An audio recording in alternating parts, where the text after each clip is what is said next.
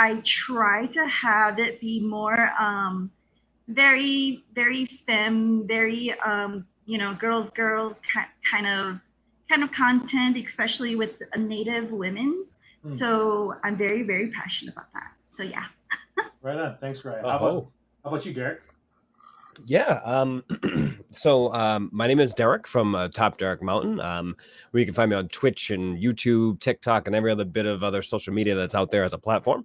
I have been streaming for about 7 or odd years or so, and I create a variety of different content. For a long time during the pandemic, I was focusing real hard on role play inside of the Red M, inside of 5M server, so on GTA and Red Dead Redemption.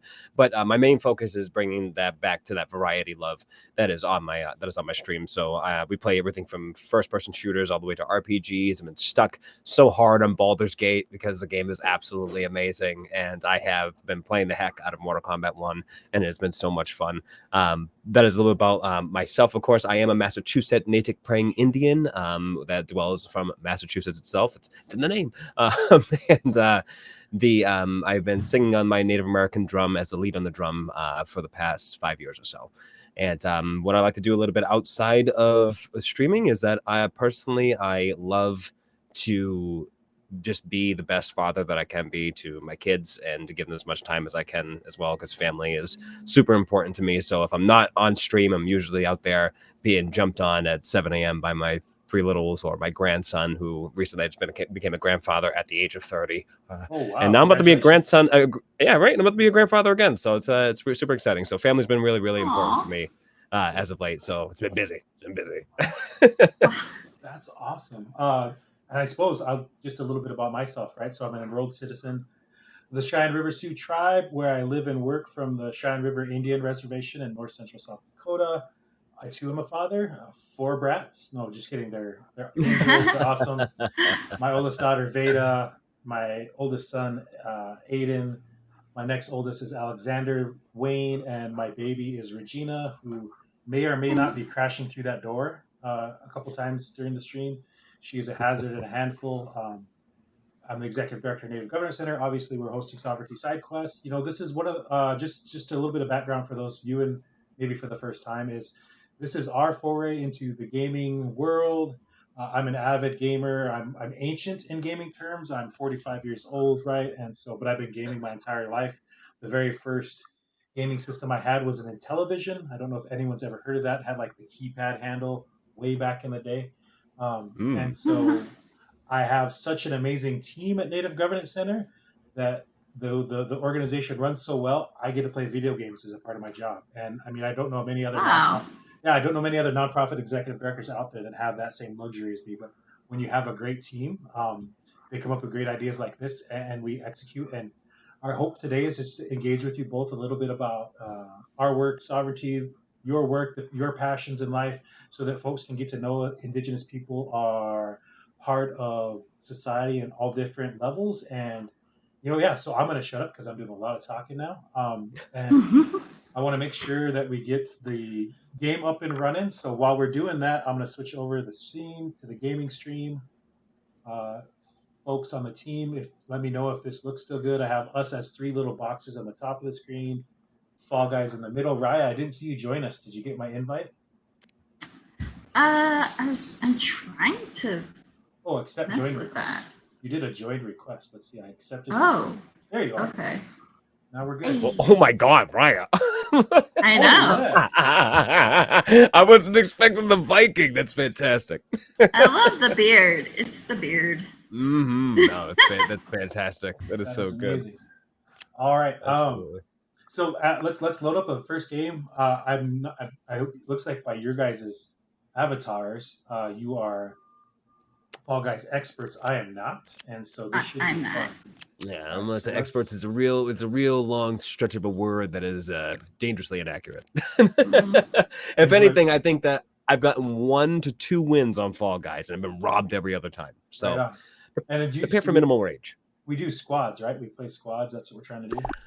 I mean, I've never played on a team before, which would be very interesting indeed. So, I mean, hey, I'm down to clown. Let's try it out.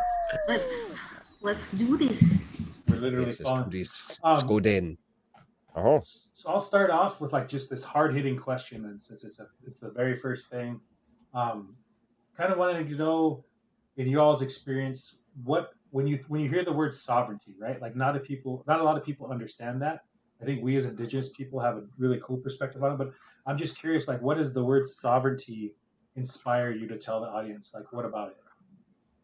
Sorry, that didn't make sense. What does sovereignty mean to you? Let me simplify. Yeah, no. Riah, would you like to go ahead, or do you mind if I jump on in? You go right ahead. Bada boom, bada bang. Yeah, fantastic. So, sovereignty. In definition, sovereignty is the authority or power to be able to govern your own self in a sense. Right? It is that ability to do. I think native sovereignty is it's important to me because in itself, as an entity, as a whole, as the native population, right? Like we ourselves are people who were robbed of a lot of that sovereignty ourselves, and to gain that back is just super important to do and to understand. Similar to our governance, but I think that sovereignty itself is super important to know that you yourself have the power to make change large and small, and you should know that as well, not only with inside your community, but even beyond your community. Right on. Raya, how about you? Any thoughts? Honestly, I was thinking about it for like a long time, and basically, I guess growing up from like I guess Dene culture, and usually with how our I don't know how to explain it, but mainly like sovereignty is I feel like it's based around of course like very family oriented, and not only that, just also including of how majority of like native sovereignty is based around like women being the foundation of just basically being the foundation of each basically being like I don't know, sorry. Basically being like the foundation, the whole of sovereignty, not just with like not just as like a society that we like natives have created, but also with how we run things as in like families, and we all hold like a different role. So it's all to get like togetherness, and I feel like women really like pull that together. And also, so that's what it means to me, I guess. Yeah. Oh, that totally makes sense. That's something, in my people, Lakota society, we're matriarchal, right, traditionally, and so you're 100% right. Women are the backbone of our societies. They're the people that owned our teepees, right? So they were the owner of the teepee. It still takes place today. You oftentimes see it at home on our reservations when a guy messes up. Much like back in the day, they would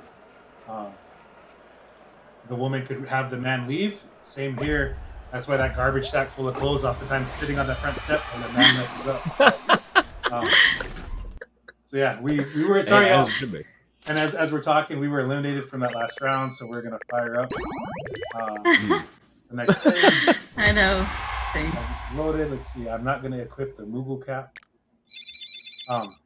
Yeah, and I think so. Both of you kind of hit on it. Like sovereignty is this thing that has spanned generations. It is steeped in our history and who we are as a people, and based in kinship terms. And like Derek said, in its modern expression, it's definitely about. It's really about how you govern yourselves and self-determine your futures. So, but yeah, and I know you all had some questions for me, Derek. Do you want to fire off one of your questions as we load up? Yeah, sure. Let me see here.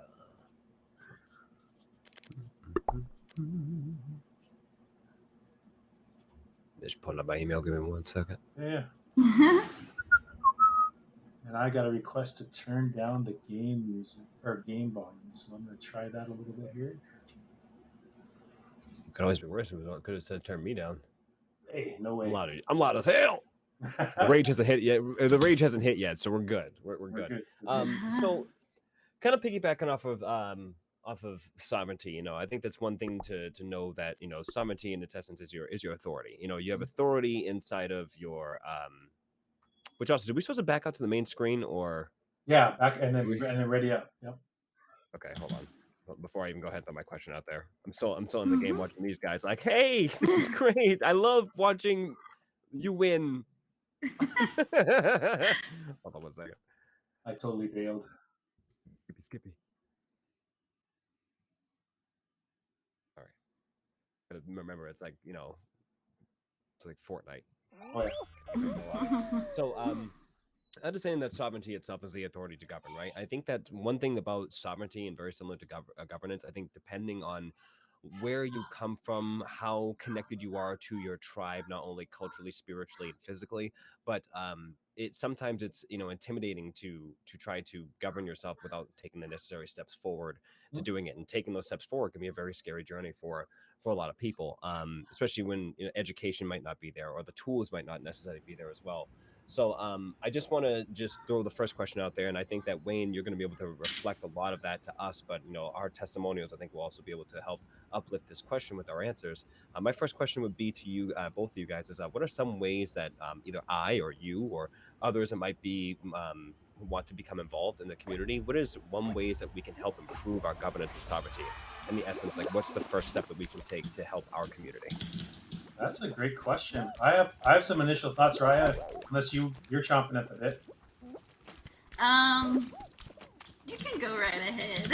Right on. You know, honestly, it kind of goes back to Riah's thoughts on sovereignty. I think sovereignty starts at home, and it starts with your family and making sure that we're taking care of each other. So often, I think in our modern tribal governance systems, people expect the tribe to do so much for them, when traditionally we took care of our families and we took care of each other first.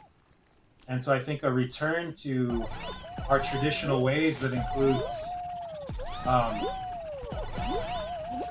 us putting family first, making sure we're taking care of each other in a good way, is the best way to start exercising our sovereignty.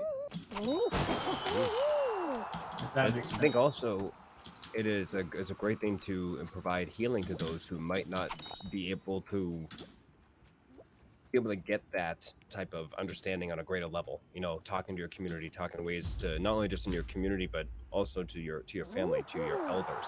You know, there's that grounding force that really comes with being able to hear their stories and hear what they have to say, and hear what the other people have also been and gone through. It's like, don't be afraid to listen to what they have had to, how they've had to dwell in the uncomfortable to be able to strive to get these things, not only for their family, but as well as for the tribe as a whole. Right on. Absolutely. How about you, Riah? Oh, geez. Well, gosh, a lot. It's a big question. Derek teed us up with a big question. You know, it's sorry. Let me jump in, because I mean, and it ranges from the practical to the impractical things that we can do.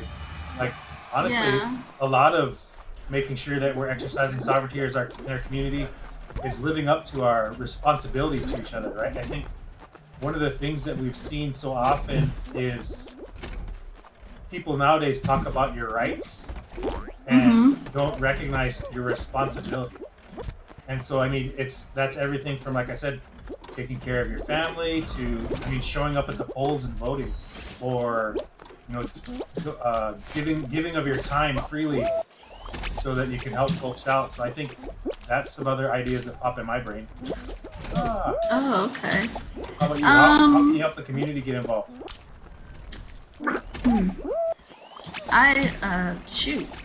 One thing that you mentioned that was pretty spot on was basically the going to vote and all that good stuff. And I was like, oh yeah.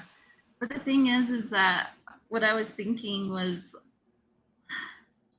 yeah, I guess like participating in like back at home, like on the res, is, you know, being I really want to be part of like voting when the nomination president last year, but I wasn't able to because I live off the res. Yep. Yeah, and that, I mean, I just, I don't know, it just feels really like, I don't know. I feel like there's I know that there's like ways that you could like have them send the ballot to you and everything, but I don't know.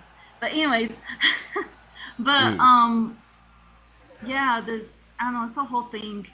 But to help out, honestly, would, in my opinion, would just basically I guess be as loud as you can with certain issues that come up, as far as like,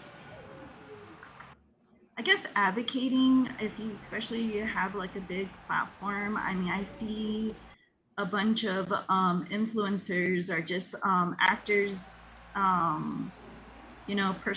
public figures that are native, that use their whole platform to speak up. And I guess, simply sharing a post and simply like talking about it, and it does a lot for our community. Mm-hmm. And another thing that I was, basically thinking about, I guess, just more of like, kind of like what we do on the Four Directions team, is that we do charity campaigns. That's a bit of sovereignty that we organize together, and basically like try to get back to our communities, because I feel like, as a whole, in almost everything that we do, is like really, yeah, it's just mainly like wanting to get back. I mean, if Yeah. anything, if anything, like when I think about it, it's, yeah, I mean, that's things that we could do to help with our community.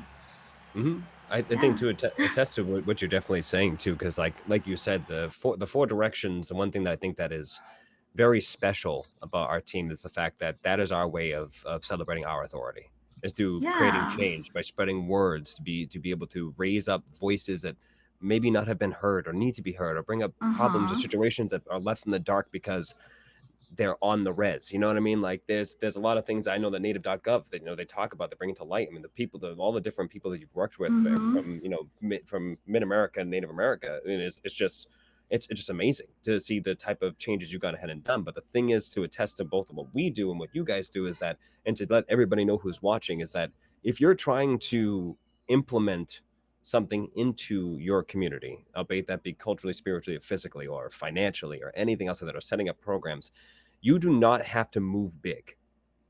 It is so Mm-hmm. Yeah. important to know that the humble move is to celebrate your small victories, and then because those small victories are going to lead to something big, and know that the power of the and support of your people will eventually, as they see you doing good, they see you putting good medicine into the world, they're going to want to be there, being every step of the way. On top of that, I can't tell you how many people that have talked to myself, people have talked to Riah, people that have talked to many of the different members of our team and whatnot, to be like, thank you so much for doing what you've done. Like, to know that our month of November, in a month, we raised over $10,000 for the Indian Residential School Survivor Society. Like that was massive. And like, even for me, right? And this is Mm-hmm. going to sound weirdly meta, right? Like, my tribe was first contact of Christianity in the entirety of America. Mm-hmm. The native, I am called a native praying Indian because of the fact that praying was put in our name. Yep. That was the only way that we were able to get, like, you're considered like first reservations, by giving us native praying Indian towns, if you would.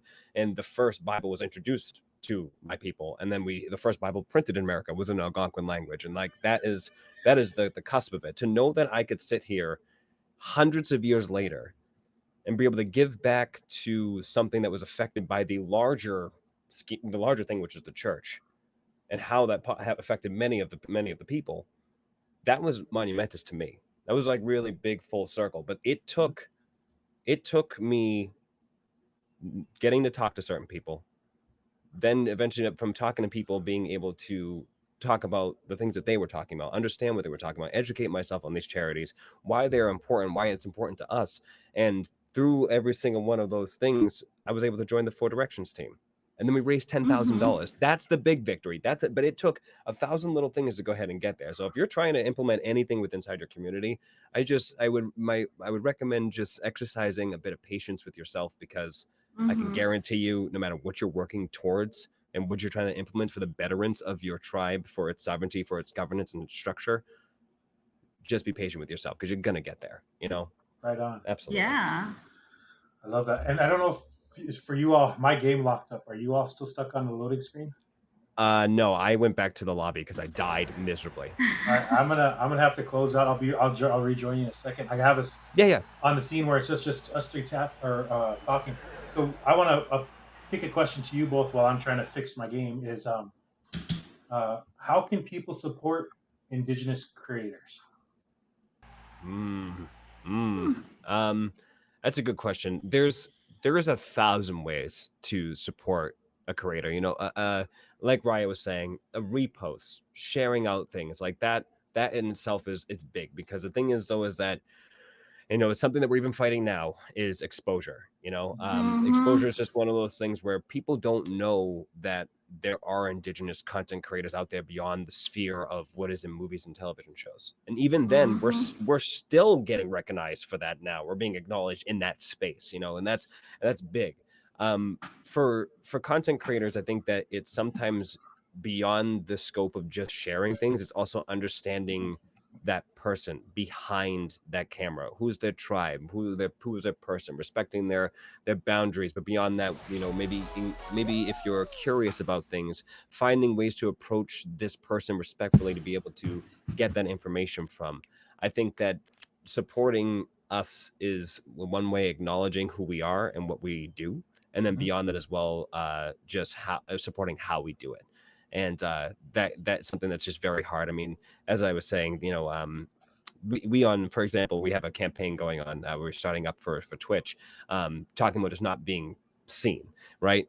Twitch right now only has 100 Native Americans on Twitch. Wow. That's it. And you're looking at 2 of them. Okay, so put this in perspective. Twitch, the massive billion-dollar streaming website hub, says that there's only 100 Native American creators, or Native or Indigenous creators. I mean, it's Native American. Let's just throw that word out real quick. Indigenous creators. Yeah. That is nonsense. I can right now go on my Twitch and find 100 streamers that are Indigenous. And that's not even looking at the damn Indigenous tags. All right. That's just me knowing the people that I know, and not to mention everybody else knows. But like, that's one of the things where the reason why we haven't been seen, it's not because of lack of Twitter posts, not because of lack of shares or anything else like that. It's a survey. It's literally a census survey that is buried inside of your settings on Twitch.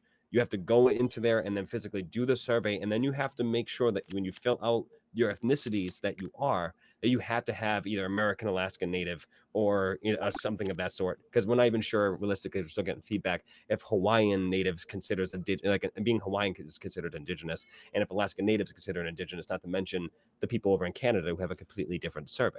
So we ourselves aren't a part of a statistic that doesn't allow us to be seen because of the fact that we need to go ahead and do this extra step. It's a sad reality, but the thing is, though, is that that's the loophole we have to jump through to be able to be seen on a platform. Now, imagine if that's like on one, imagine what it's like on many others. It takes our community, it takes the people who care for what we're putting out into the world to be able to really put us out there. And if you really like something, you really getting behind, like artwork or a project or anything else like that, like just talk about it. Talk about it so people know about it. That's the best way to do it. Our people have survived years upon years by spreading our stories and have our entire history pretty much celebrated through memory because of our storytelling. Yep. 100%. Let us tell our stories and be a part of our journey. Cool. Yeah, exactly that. How about you, Riah? What are your thoughts? Geez. Sorry, honestly, that TED Talk. No, you're fine. Just basically what all that Derek said. And I think one of the things that I feel like is really important, that it's always gonna be, I guess supporting other native content creators, even though if they don't stream, like if they make TikTok videos or if they have their own business, like, you know, try and support native owned businesses that are online, which is like, you know, one way that I try to do that is when I do my streaming for my makeup. um when I do my streaming for my makeup, I really try to stick to indigenous owned brands, such as like Prados Beauty, or was it Two Spirit Beauty, and I'm trying to think of another one. Shoot. But yeah, those are the twos that are like my main you know, brands that I Brand. like. Yeah, brand that I like to play like with makeup and stuff. Yeah. Um, so yeah, I mean, like that's the best way to like support each other, is basically, you know, giving a shout outs, thanking each other for sharing videos that we made. Also just, you know, buying one of their products. I always feel like that's, you know, that's the best way that we can support each other, and with the content, you know, content creating and stuff like that. um Even just like leaving, like, you know, a comment of how beautiful like their art is really like it goes a long ways, because you know how you see like on Twitter or on like Instagram, it says so and so like this and it pops up on your feed. So, you know, that's a way to help out with like the native community and native content creators. um I don't know, I feel like those are very like very helpful ways to support each other. I Like, agree. Well, I yeah. love it. I love it. So like what I'm hearing is it's let's find that new way to make relatives, right? So in Lakota we say Yeah. in Lakota we say mitake yasin, we are all related. And so that's what I'm hearing is like how do we in this modern expression of our connectivity just make good relatives again and trade with each other and figure it out. And so like that's Mm-hmm. one of the things that I think I really appreciate about learning more about you all as Four Directions and your larger group is that you all have come together with this purpose, right? It's not just because you're native. It's not just because you all love one game in particular. It's like we love to be in this arena. We love to share this platform, and we love to be unabashedly indigenous and native and share our stories and share who we are. And I think storytelling, like Derek was saying, is a huge part of who we are as a people. There was a research project several years ago called Reclaiming Native Truth. And one of the largest barriers to indigenous people is this invisibility where people don't think we're here anymore, right? Yeah. And Yes. so Mm-hmm. Yeah. and Oh so my God. when we can say we are still here, when we can show up as digital content creators, when we can show up as treasures of the United States, when we can show up with all this great media content that is focused on indigenous storytelling more and more, like we're going to find a way to like infiltrate these systems to promulgate positivity, right? And so Yeah. and from Yeah. our viewpoints, and it's going to cause healing, it's going to cause goodness to come back. And yeah, I'm so excited. Like I said, I've been watching some of your guys' streams. I think Oh. that's what I feel is you all bring that. You're unabashedly native. You talk about who you are. You share your stories, and you're relatable. That's the other thing is our story is something that it's a fabric woven into Americana, and like Hmm. Mm-hmm. it's a very important fabric that needs to be Yeah. highlighted more, needs to be shared more. It's a beautiful Yeah. tapestry. Yeah. Sorry, I'm It's getting chills. No, no, that's good. That's good. That means the spirit is boiling up inside of all of Yeah. us right now, which is good. Mm-hmm. Yeah, I like just to piggyback with what both of you guys said to finish up the answer for this question. The biggest thing, of course, supporting stuff that's free. We buy stuff. You buy stuff for native creators, even better. Definitely an essence of that support, and of course, like Wayne was saying, being yourself is so important, especially when you're trying to produce something for yourself. I think the one thing about the Four Directions team is that we do have a uniqueness because of the fact that it's such a broad amount of different natives from the broad sphere from all around the world. I mean, all around the Americas. Like we have people from Hawaii, people from Canada, people from the U.S., and there's so much brilliant perspective that gets given to everyone by everyone. You know, like you have myself, my native story is completely different from Riah's. Riah's story is completely different with Witchy Twitchies or the Crow shows or Lunacraft or there's Kiki. There's 1,000 people. I mean, 100. I would say 100. There's a lot of people on our team that have so many different unique perspectives. I am an Afro-Indigenous man. I'm half Black and half Native American. My experiences are going to be different from everybody else's. I think it's so important to make sure that at the end of your day that you care to educate yourself on the perspective of life, but the perspective of Native life, because that in itself is lost. That's where that invisibility comes from. I mean, shoot, you can go to the Smithsonian and Native Americans are literally in ancient civilizations. Like, don't get me wrong. Yes, our people have been around for thousands and thousands of years, but like when I'm seeing things that are artifacts from the 1800s, that bothers me. That feels too soon, you know? Yep. But even then people would argue that it doesn't. But like, no, this feels weird. I shouldn't be looking at my ancestors' garb and whatnot that are in here, or somebody else or another native's ancestors' garbs that are inside of here. Like we have a museum in our in one of our villages in Natick, where my specific village is from, and there's 8 of us overall. In that village, they have a museum, and in that museum there's so much stuff that arguably I could sit there and say that you stole and you never gave back. And you know that we're here. That's the craziest part. Like we're state recognized. So it's like if we're working to get our recognition through the government to eventually celebrate our own governance and our own sovereignty, and we've seen that, like then we should be able to. You should find a way to celebrate us through us celebrating you, which is the town and the history that is now here. But it's crazy thing. It's crazy thing. So before we jump into the next question, thank you all. That was wonderful. Let's jump back to the game. I'm no longer the party leader. I don't know who is. I have readied up. I think I'm the party leader now. I'll switch us back. Let's fall back into the game. Right? Puns. I see what you did there. You sly bastard. You sly coop, Wayne. Hey, I try. So Derek, if you had another question for me and Riah, like I'd love, or Riah, if you have anything you want to ask too, please be sure to jump in anytime. But yeah. What do you think, Derek? Let's see. I have one question, but this one's kind of more pointed towards you, Wayne, Sure. because I think that it's something that me and Riah both are very curious on, and I think that many people would also be curious on too. Because you have had your hands in the fry bread oil longer than we have. All right.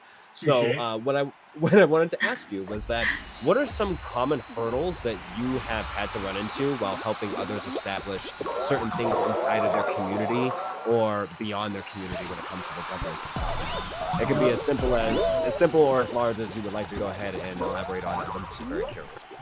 That's a fantastic question, Derek. I think honestly one of the biggest things is, and you all both know this, right? With the erasure of culture and our ways that we as Indigenous people have had to face, I think that one of the most important things we do is we reconnect to that culture and find the strength in there. And so oftentimes that's tough because there are some people who don't have many language speakers anymore, not a lot of access to culture bearers, and so they're having to learn on the fly as we do things. I think one of the other biggest challenges we face in our work is that it's okay. Man, we didn't make it. Sorry,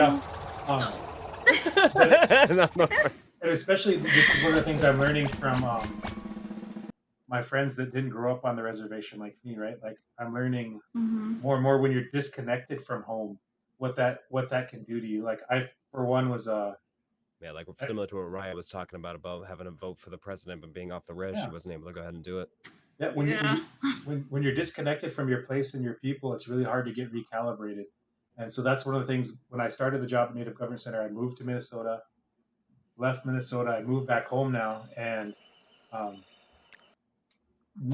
reinserting myself in community is always a challenge. And so I think we do that a lot, where it's really tough to oftentimes have folks reinsert yourself in a community. That's been a prevalent saying around my tribe for years, is go off, get your education, go off, do good in the world, and then come back home.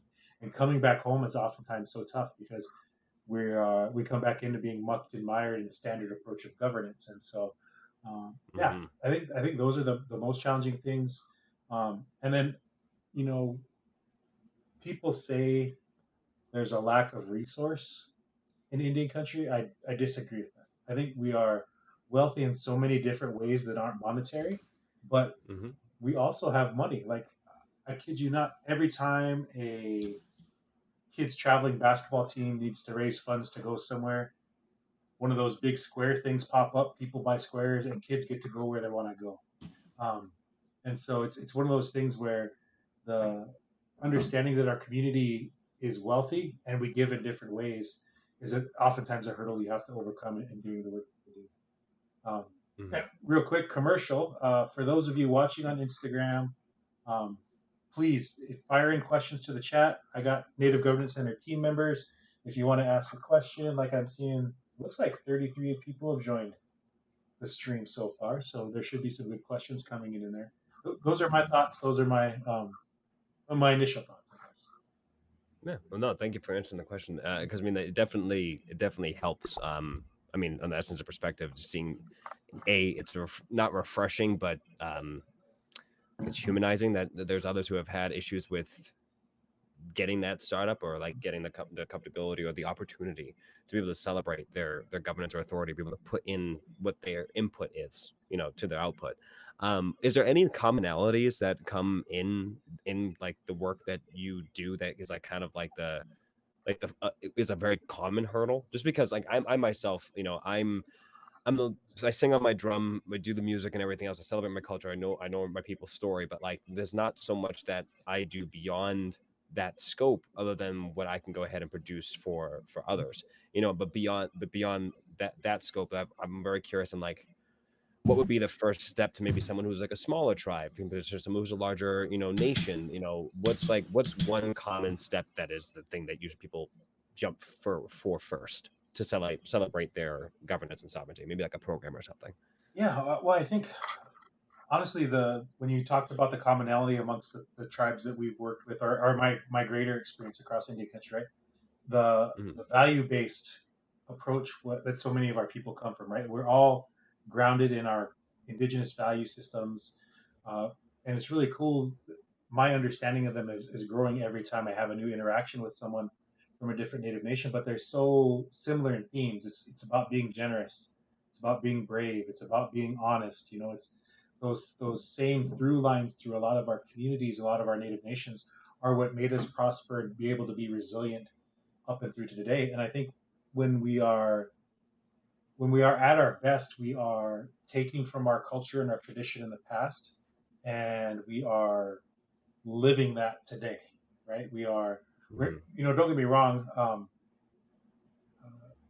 I don't think we're ever going to get that full return back to who we are pre-colonization and pre-contact.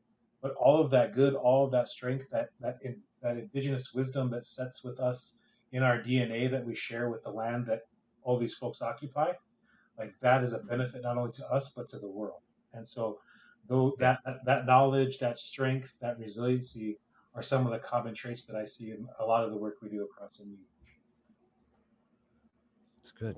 It's good. And it's good to know that there's people that acknowledge what was before, because knowing your history, knowing what your ancestors have gone through. I mean, and shoot, everyone's journey is different. Not everybody has elders with all the stories. Not everyone has educational pieces that are written by tribe kin to be able to attest to those perspectives. So I mean, it's very Mm-hmm.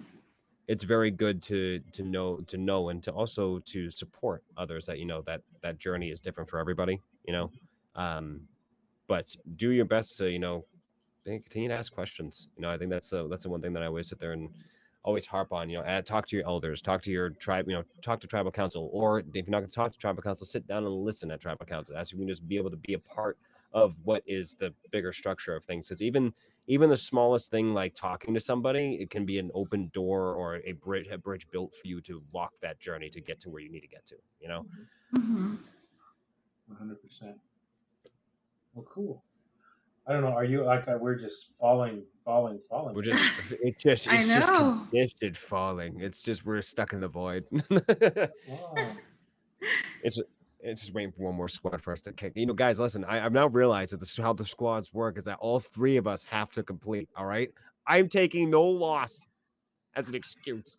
We're getting past this Oh, first round. All right. Okay. But the I'm gamer gonna me is going insane try. right now. I'm like, we're getting past the first qualifier. All right, it's happening. Yeah, we need to.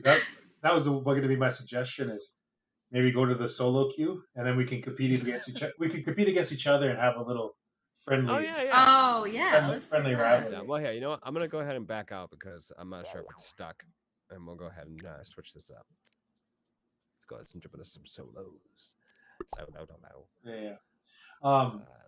If you folks don't mind, I'd like to ask. I know Derek, when we were getting ready for this, you'd mentioned some, but I didn't realize the breadth and depth of native game developers out there.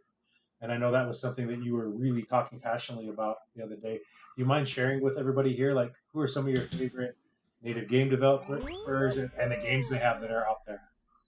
Yeah, no, of course. So there's a few of them that come to mind. Actually, something that I was recently educated on was the fact that Xbox in August actually released something big when it came to Indigenous Peoples Day and over on just Indigenous representation on the sphere in Xbox. There was a wonderful developer. Oh yeah. It was posted up inside of my Discord. I got the chance to go ahead and glance over. It was posted by Miss Aretha, and my God, like it was just one of those things when you read it, it was like this is absolutely phenomenal that this is a thing. So I want to. There's a game that jumped out to me on Steam, and I just got to remind myself of the name. I know it's Purity, but it's made by Achismo Games, which guys, I mean, I'll tell you, these games that they make are just fantastic. It is a native noir type of mystery game, and it is absolutely fantastic. It is called Purity. Where are you? There it is. Hill Agency Purity and Decay. And Wow. it is absolutely phenomenal. You play as a detective trying to solve a crime, but an entire like in digipunk type of universe. But it's all done in like this like black and white noir look with like these really awesome like just like color pops of blue and purple and a really cool color color palette. But it's amazing. They do great. There is a few of them as well that I want to grab. The name is I don't get the name.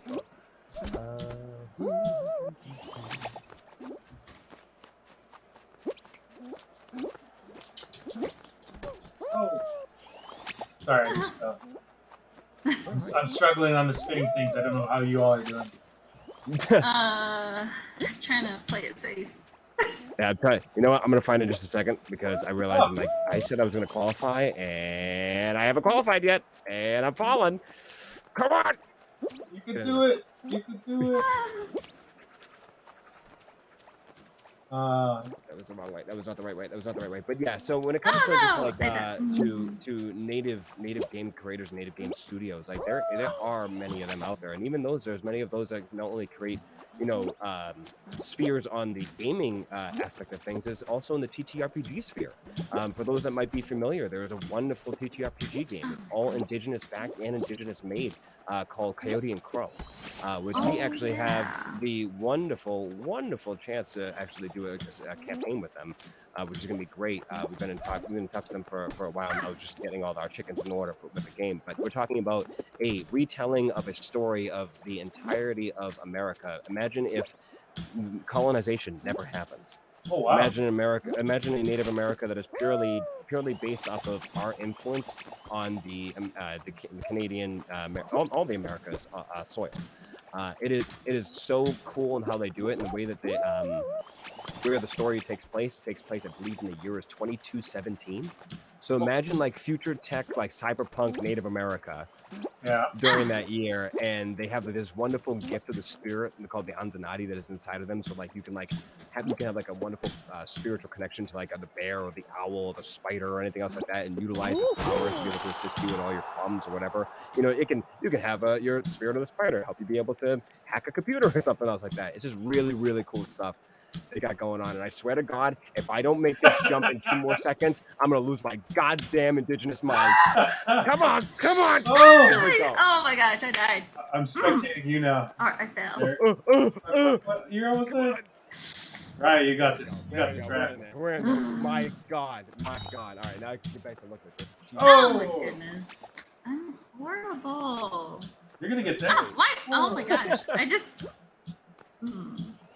So, just to go off what I was saying, now that I have the article here. So, the Xbox announced that the AISES partnership for Indigenous Day of the World's Indigenous People. So there was this wonderful article that was written by Jillian Vaughn, who's a software engineer of Xbox, and he talks about how there are so many different games that are on Xbox itself that are completely Indigenous backed and done by Indigenous teams, like Skabma, Snowfall, which is available on Xbox right now. This is an all Indigenous made team made by Red Stage Entertainment and Plug-in Digital. And then there's also the wonderful art that comes from their entire announcement from their Indigenous makeup, and also the Indigenous clothes that are inside of the Avatar Marketplace is made by Miss Kayleen Big Knife, who her artwork is just absolutely fantastic. But there is games like Trek to Yomi, Age of Empires Definitive Edition #3, which I had no idea was Indigenous, was also Indigenous made too, which is pretty cool.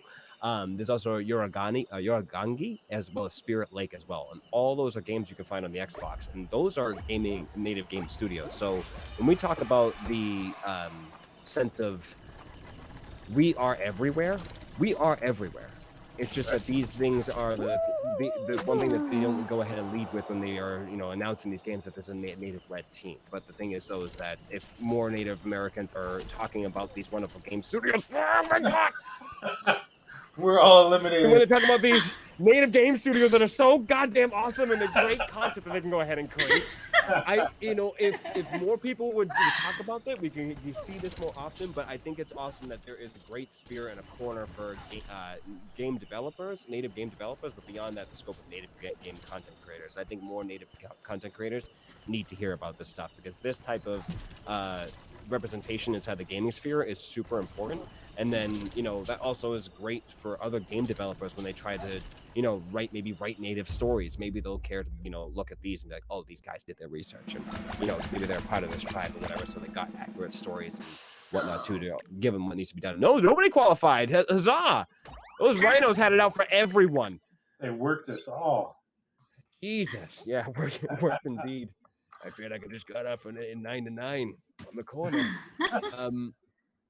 Yeah, that to answer your question. I know that took forever without that game, but yes.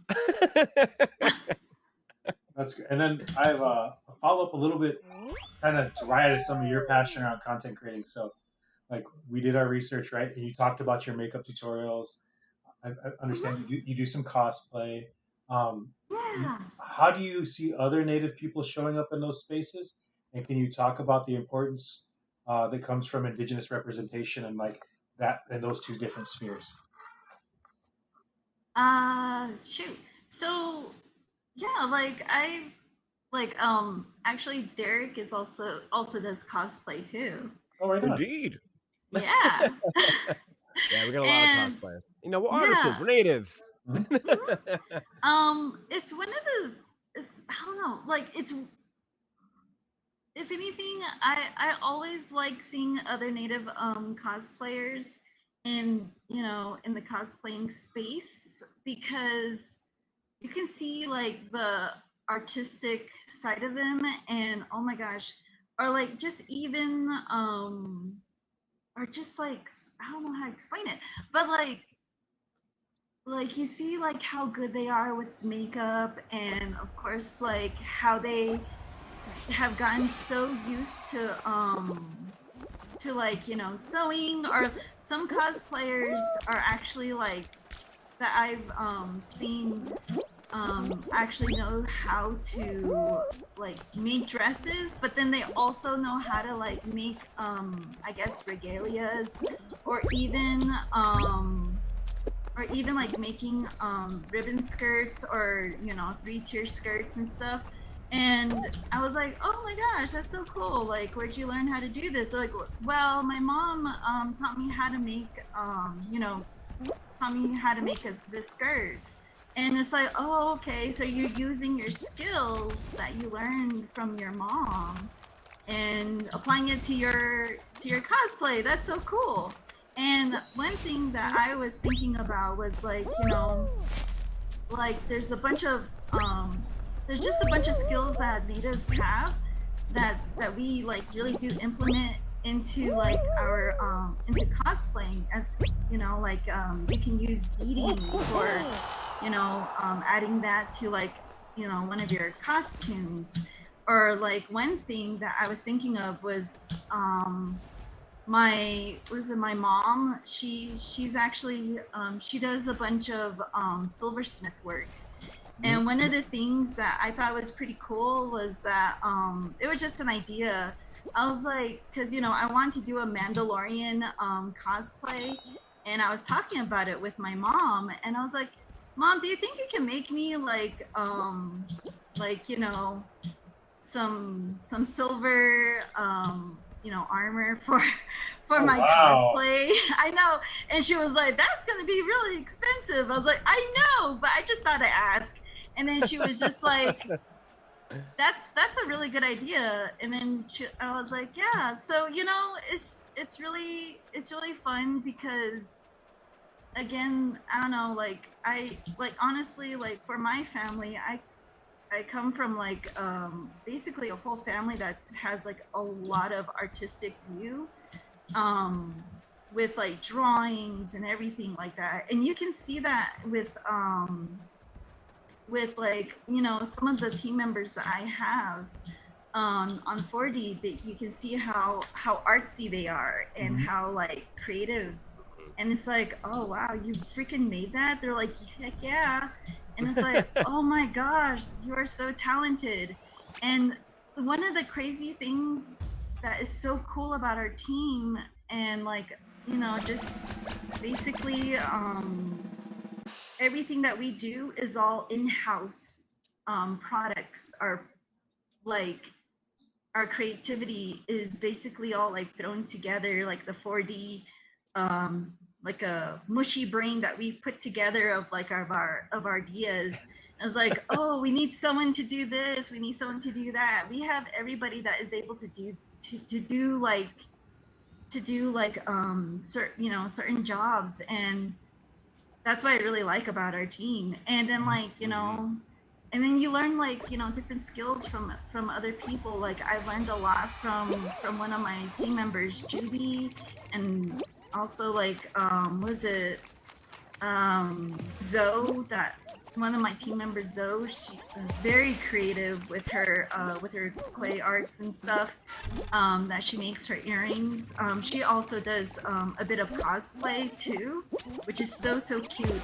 And then like looking at like Witchy's backdrop with, you know, her photography, it's really like inspiring. So like, you know, in the cosplay, you know, going back to talking about the cosplay like type of community and being like seeing other natives, it always makes me very happy. And oh gosh, I really there's I don't know, there's just so much.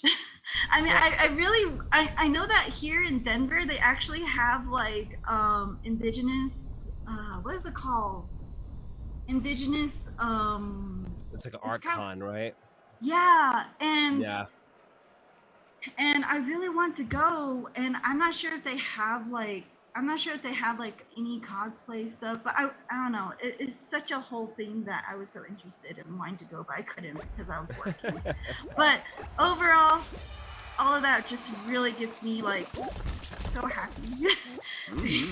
I love, and that's another thing about natives being artisans. You know, our art can be applied to so many different bits of genre and media, whatever it might end up being. And I love that it's very universal in that way.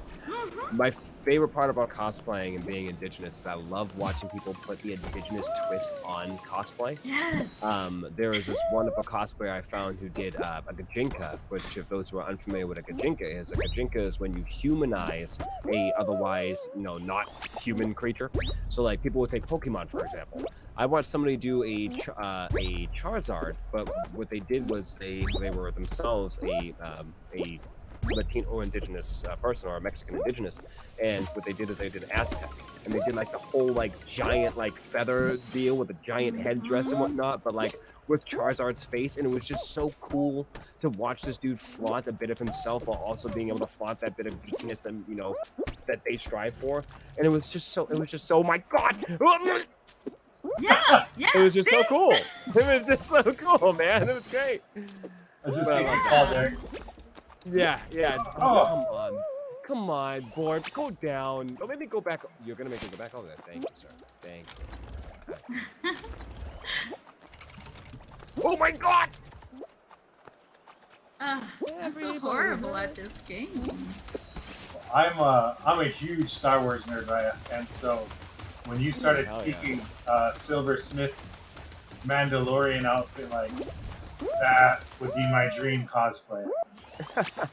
Yeah, like oh my gosh, like my whole family really loves Star Wars, and one of the things that with was it I think that was blah, blah, blah. A New Hope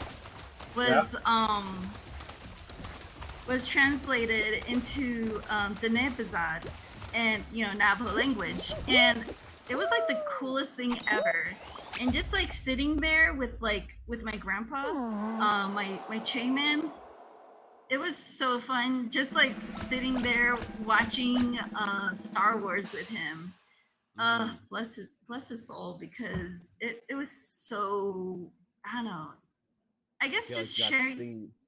Yeah, just sharing that with him, and him starting, like not starting, but like seeing like, oh yeah, this is what you guys like. All right, let's sit down and watch it, and have him like have a better understanding of like in the Navajo language. It was so togetherness. It was so wholesome. Yeah. Yeah. So we love Star Wars. Right on, yeah. That's big Star Wars fan myself. My staff will tell you, like, that's next to them in my work. That's my favorite thing in the world is Star Wars. Oh, my kids! I suppose I got to put my kids up there somewhere. Priorities, for a geek, they light up weird. They really do. Right? Oh my god, that's so cool. My nerdiness to the point for Star Wars is that I started to go ahead and take like Huttese classes. Oh wow. Yeah, I got that far. It happened after KOTOR, is a game called the Knights of the Old Republic. If you ever got the chance to play, my favorite game all time. Favorite game. Good man, right there. Yeah. So I played the heckin' out of 1 and 2, and like when you hear the same vocal lines over and over and over again after like 75 different playthroughs, you start to memorize them. So I was like, I might actually be an expert in Huttese by the end of the week if I decide to stick with these Fiverr classes. Didn't stick with it for more than a week, but it was an interesting class. So here's where my Star Wars love blended into my life. My oldest daughter's Veda, and we were struggling. My wife and I, Veda. We were struggling to find a name, and that's so good. My wife was hanging out with some of her friends, and one of them goes, "Why don't you name her Veda? It's a really cute. It's that cute little girl from the movie My Girl back in the day, but it also sounds like Darth Vader, right?" And so that's how Veda got her name. And then my baby girl, she's Regina Ray, Rey, like Ray from the new trilogy. Yeah. Oh, that's cool. That's so good. You're such a nerd, and I love it. That's so good. Yeah, it's funny because I think that's might be common between many people who just live in some areas of geekdom. I mean, like me being a big like fantasy guy, I love TTRPGs and everything else too, and those are the types of games I tend to go ahead and cycle around. But like I couldn't, when naming my children, I couldn't give them a name that didn't sound epic. Like when I feel like when I think it, I'm hearing it from like almost like an omnipotent like warrior, like him saying it. So like we named, like my daughter's name was Lilith Zaltana Gomes. I was like, I was like, bam! I was like that right there coming out of the mouth it felt right. So I was like, that's got to be it. But Veda, dude, that is so good. That is so good. I'm so glad you did that. I'm so glad you and your wife and the wife's friends and everything else, you guys did that. When my wife and I, go ahead, Ryan. Sorry. I was just gonna say, was it for my youngest. It took a while for my husband and I to like agree on a name. At the time, well, he still plays whenever he can, but he plays League of Legends, and I've always liked the name Echo. Yeah. So we finally were able to agree to like naming one of our daughters Echo. That's So awesome. yeah, because there's a character on there named Echo. So he was like, yeah, I like it. I was like, okay. That's so good. And then you hear, Echo, the Marvel superhero, is getting its own comic book and TV show too. Oh, Yep. I didn't Marvel even know that. Indigenous. Yeah, there's a mutant in the X-Men called Echo. Shoot. Yeah, Oh, it's that's awesome. really cool. That's when you said it. I was like, oh, you got it from somewhere else. I love that even more now. That's so good. Ah. Yeah, and I'm really. Echo's a native indigenous character, right? I can't remember. Yep. I didn't follow the comics, but like they were in what the heck, Hawkeye, the Disney Plus series, right? Yeah. Yep. Yeah, Oh. she's inside that, and her Disney Plus TV show should be coming out sooner than later. I know that there's also Indigenous representation. That's why I love Marvel for what Marvel is. That they do a good job of representing every culture in a very thorough manner. And I think there's two native superheroes. There's Echo, and then there's the other mutant who's like the Tracker, and he has like just like a basic bitch.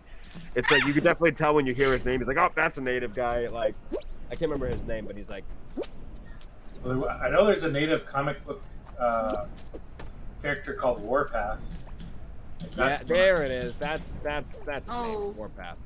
Thank you. That was one of the ones where you all have seen some of our content we have with Dallas Goldtooth, and there was a thing going around my native Twitter or my native social media a while back that was Dallas Goldtooth for Superman, and I'm like, nah, man, Dallas Goldtooth to play Warpath in a live action. I think That'd be badass. That'd be so badass if we played Warpath. Oh my gosh. Could you imagine Dallas Goldtooth with a Marvel like jacked, like he's just like super beefed up like Chris Hemsworth? Yeah. Dallas Goldtooth more like Dallas Buff Tooth. Buff tooth. I could imagine it. All right. How you guys doing? I'm almost over there. Come on, I'm just Wade. horrible. You got this. It's nothing but faith. The Creator has you inside of His hands. Oh, the Spirit. No. Oh my gosh. You got it. This is a lot. You can do it, right? You got it. Did you make it? Make it yourself? I got it. I made it through. Okay, Yeah. okay. You got this, Ryan. It's right there. Well. Oh my gosh. Oh my gosh. Oh my god. Just calm down. Breathe. You got this. Where do I go? Right there. No. That's such a booty. She was close. Good run. GG. All right. It's fine. I know we talked about this a little bit earlier. Derek, you've mentioned some of the games you like. Riah, what's some of your favorite games right now? Ooh, I love playing Coral Island. Mm-hmm. It's a farming game. Lately, I've been playing a lot of it on my stream because I try to, like, since it's on the farm and everything, I also try, like, it gives the opportunity basically to teach some Denebazad, as like such as like farm animals or the crops or whatever, and it's really fun, and also like gives opportunities for me to talk about like stories about my grandpa's ranch when I was younger. So it's really funny because like a bunch of people can most definitely relate to that. And yeah, so just really a lot of Coral Island. That's one of my favorite games. And it also gives like time to be able to talk to the people as well when I'm streaming. Yep. Also, my other favorite game, always my favorite game, is World of Warcraft. I know I know. I know. No stigma, no judgment. Yeah, I know, but like I really like World of Warcraft because it's so like it's so many like oodles of fun, and I usually like play like with my friends and stuff. But lately I haven't been playing because I recently moved. But yeah, I just like doing a lot of farming on that one too. Not like actual farming, but actually like do a bunch of grind. I'm a big grinder. Right on. Yeah, Right I like grinding. So so I like doing all of that. And one of the things that I try to do is like collect mounts and stuff. Yep. So World of Warcraft is a really one of my good favorite games that I love. And the other game I haven't really played as much, but it would be Valorant. Yeah. Valorant is a really good game. Oh my gosh, love it so much. But man, it's been a while since I've like focused on playing that game. So now I just know I'm like I'm trash, but I just like playing. So, but like we have a bunch of team members that are actually really really good at playing that game. Yeah. So yeah, like who is it? I played with Simply Aretha. We have fun playing Valorant a lot. And who else? No, you bitch! Are you Riah? No. Oh, I was. Oh my gosh! You had it. You had it. You had it. Oh man, Sorry, GG's. No, you're fine. GG. Oh, and Lakota Lightning. I played a few rounds with Lakota Lightning. I actually told him about Valorant. And he downloaded it and he was like, oh, this is a really fun game. I was like, I know. So so yeah, it's like you're welcome. But he's but yeah, he like streams that game as well. So I mean, anytime when I see like one of our team members playing, I usually like, hey, can I join? And they'd be like, yeah, sure. I was like, I'm trash, but just carry me. You're right. Yeah. Sounds like me and half of the shooters I play on our team that have so many different things carry me into victory. I'll hold my own every once in a while, but it's like after the first hour, my brain's just like, what is a reticle? What is a mouse?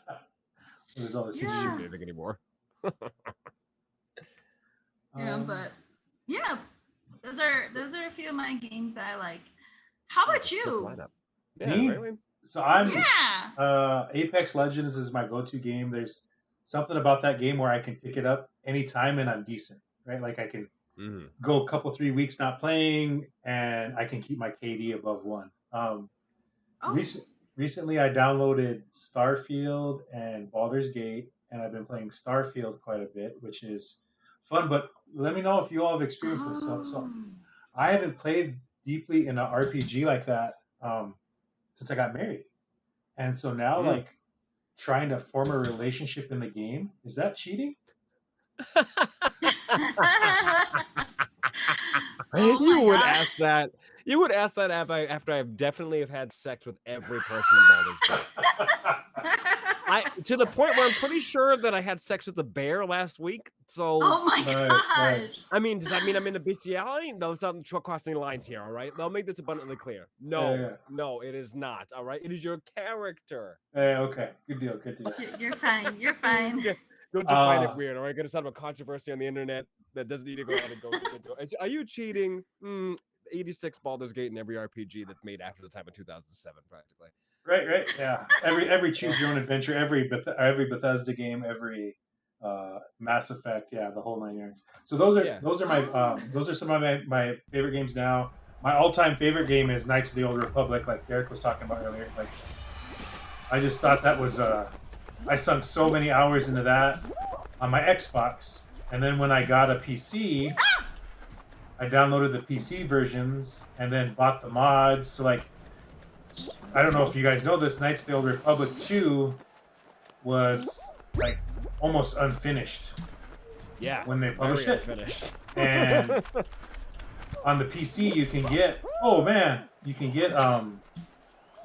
content restored. Makes it Really? so much. Yeah, it makes it so much better. I did not know that, and you were gonna make me go back and play KOTOR again. Yep. Oh my gosh. Highly recommend it. And then like I dabbled in Valorant. In my advanced age, my fast twitch reflexes aren't what they used to be. Oh my gosh. Age. You got native genes, man. You look a day over 25. Shut up. Thanks, man. I appreciate that. So Valorant's fun though. I really did enjoy the little bit of time I played with that. Oh my gosh. Good lineup, though. I cannot wait to go back and play KOTOR 2 again. That's gonna be super Yeah, exciting. yeah. I didn't know about the modding community did all that. I'll find the name of the mod. I can send it to you. Yeah, please do. Please do. Oh. Hook a brother up, man. Yeah. You're talking about some older games. Yeah. That's Knights of the Old Republic. Which I mean, technically there is a newer version of it if you're into the MMORPG scene and whatnot. Which I never really delved deep into that one, but I mean, not because of the lack of interest, it's just a lack of time. Ooh. I used to play World of Warcraft like it was my job. And so you were talking about farming mounts, right? Like I had killed something like 2,000 ice leopards or something to get the ghost cat mount from, I can't even remember anymore, but like I spent so much time farming for that one mount. And then like when you jumped on it, it was a white cat, but it was like translucent. So cool. Oh, okay. You know what I'm talking about? Yeah. It was like an uber rare mount back in the day. Uber. Oh, that's pretty cool. And then the other old game, there was another MMORPG called Dark Age of Camelot. That I never heard of that. I've heard of that game. I haven't played it though. I literally, like, I'm a little embarrassed to admit this. I was young. I was running the ranch, so I had all this extra free time after I took care of the animals. But I was playing it, and in 8 months, I had over 2,080 hours into the game. Wow, man! Now that is commitment, there, brother. Oh my god! So basically, a whole work year. And man, my brothers used to give me hell. So yeah. Listen, there's no shame in that, man. I think there's a game that all of us have easily put over 1,000 hours into. My very first game I ever put 1,000 hours in was Elder Scrolls 4 Oblivion. Oh yeah. I put endless amount of hours into that game, dude. It was disgusting of a habit. I look back at it now and I'm like, man, I could have been doing so much more at the age of 13, 14 when that game came out. So much more. But hey, gaming was fun. Oh yeah. Yeah.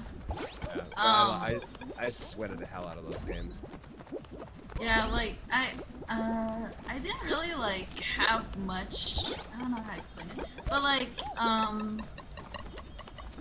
well, basically, like my parents, you know, they were always working, and basically what I had like growing up is basically playing like our old Nintendo 64. Yeah.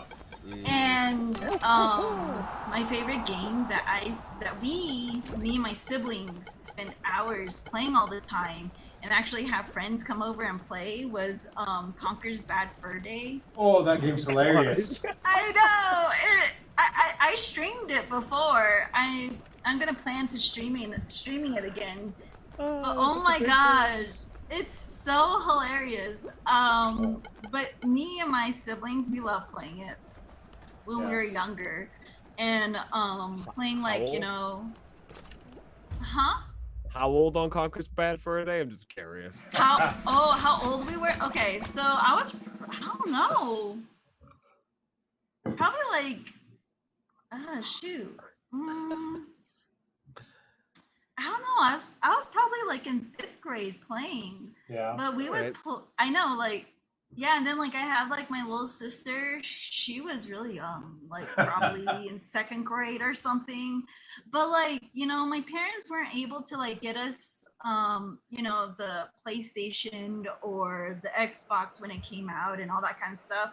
So we just basically stuck to playing like the Nintendo 64 for like the longest time. And but we always had fun though. And I think that's one of my favorite games. like probably spent a lot of hours playing that stupid game.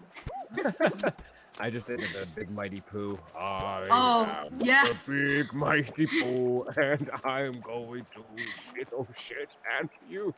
Like, what a great thing that game had was having every single villain have a song. Like that was just so funny.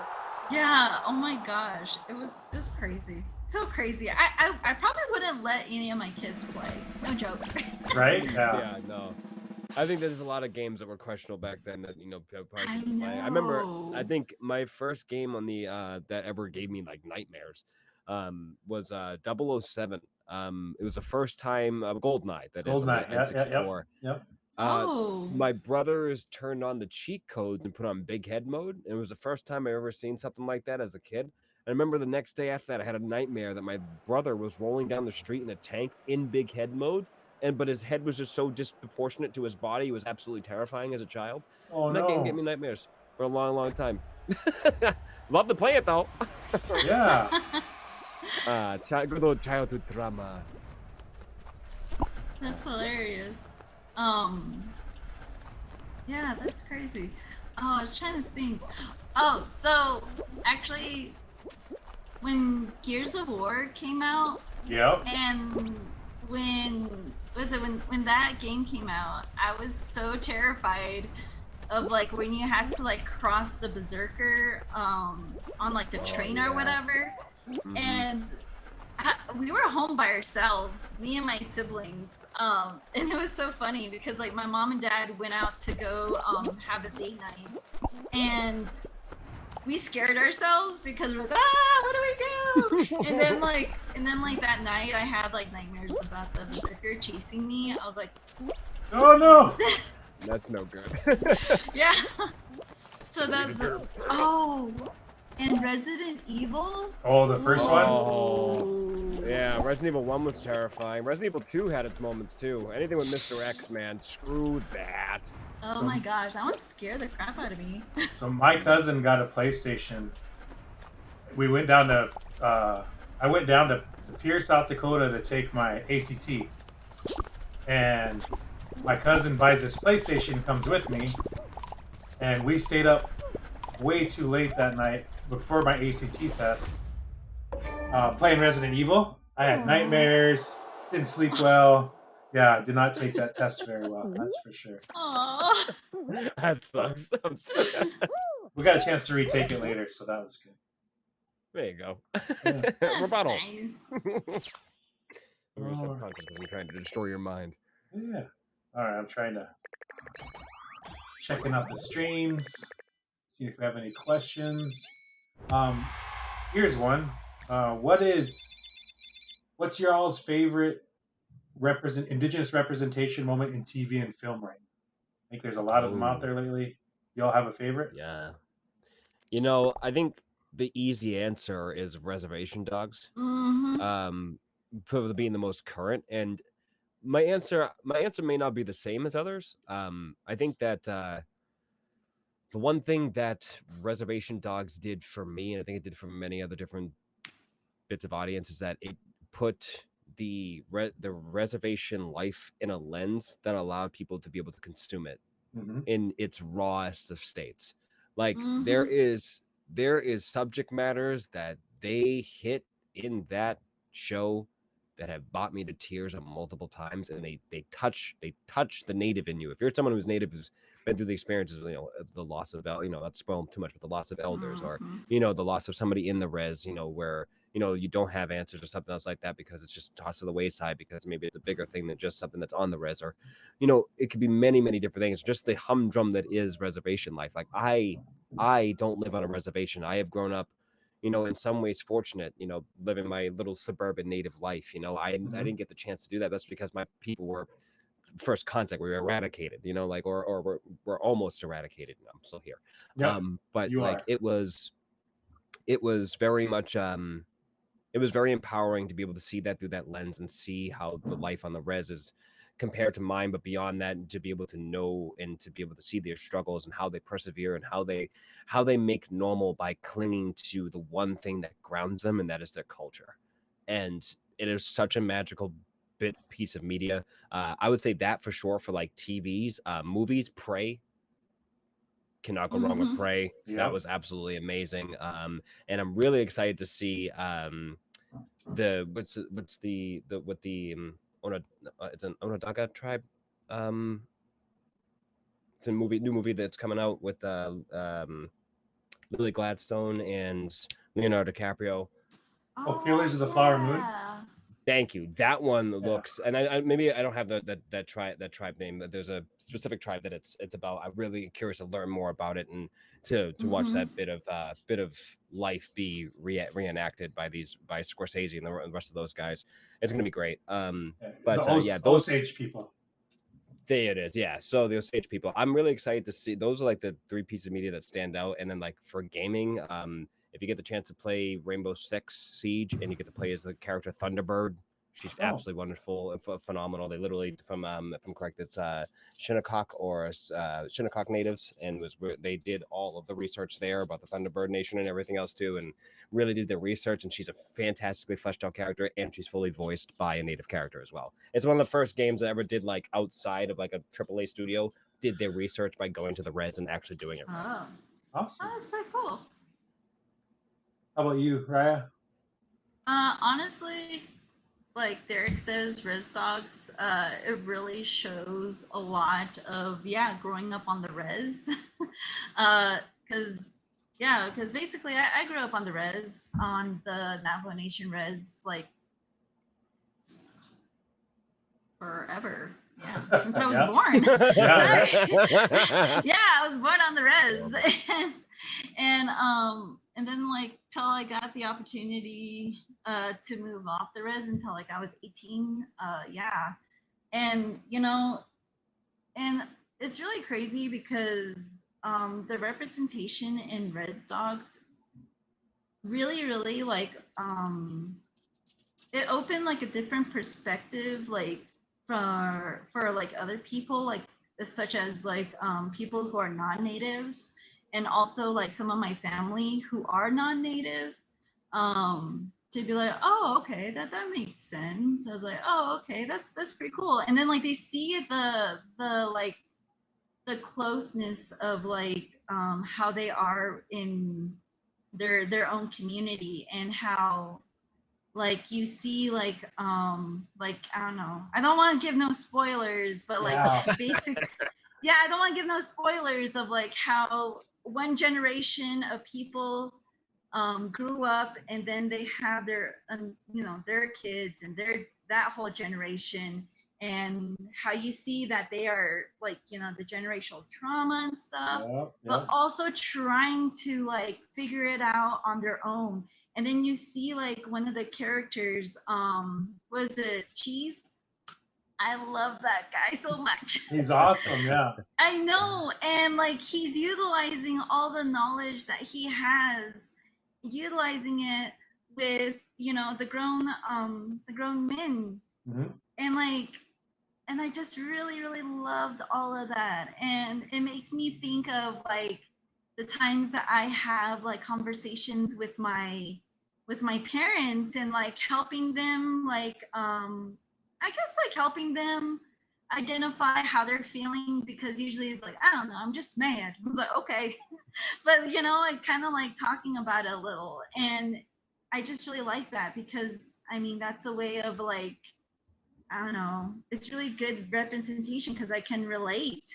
And just like when I never have not yet like stole like hot chips at all, but as much as I would really want to, you haven't lived until you felt that rush. And that's what I want.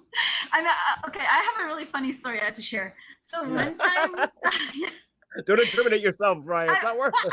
No, it's you'll listen first. So when I was younger, me and my younger sister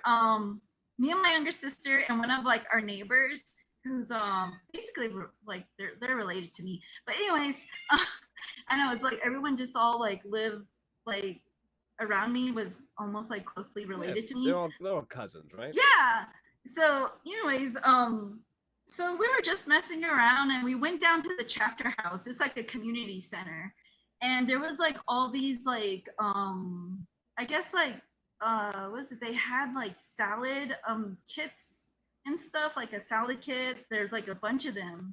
And then there was also all these like fruits. It was like apples and all this kind of stuff.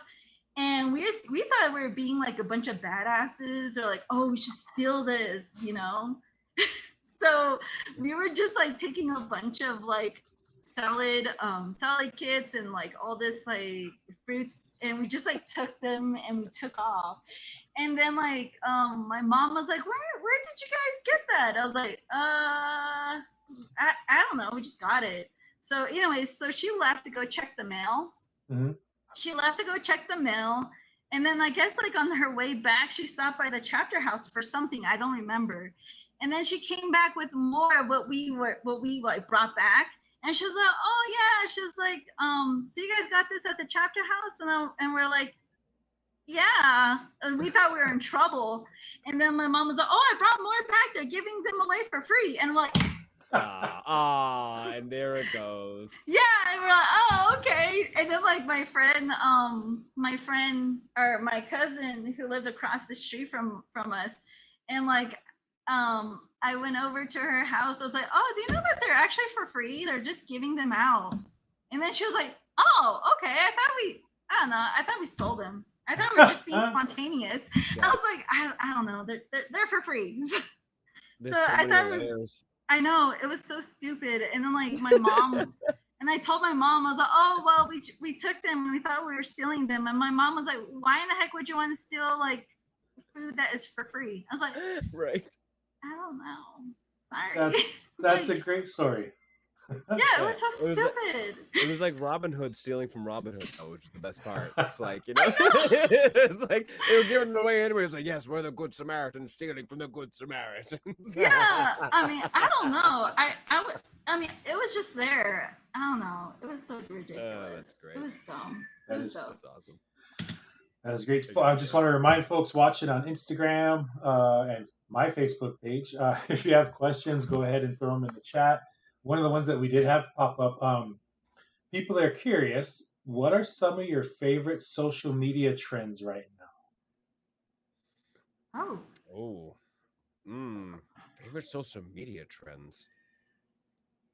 You know, I mean, listen, Riah, you're probably on TikTok more than I am, and most of mine involve either TikTok dances or just some ridiculous comedy things. Like my favorite TikTok trend for a little bit was the bird speech, where people would take bird talking and like it'd be two birds talking to each Oh. other. It'd just be like bird chirping, like just chirping sounds, and they would just add subtitles to it and mouth the bird chirping. It was really funny. I enjoy a good puppeteering of the face, like Yeah, that. yeah. Those are the type of TikToks that I love going to. But I'm trying to think of trends. But if you got something in mind, I'll take a second to think. Mine is I- gonna. Oh, quite right. oh no. You go ahead. You. Mine is seeing the proliferation and the prevalence of indigenous language on TikTok. Like I follow like a lot of Lakota language speakers on TikTok. They're doing words of the day, phrases of the week.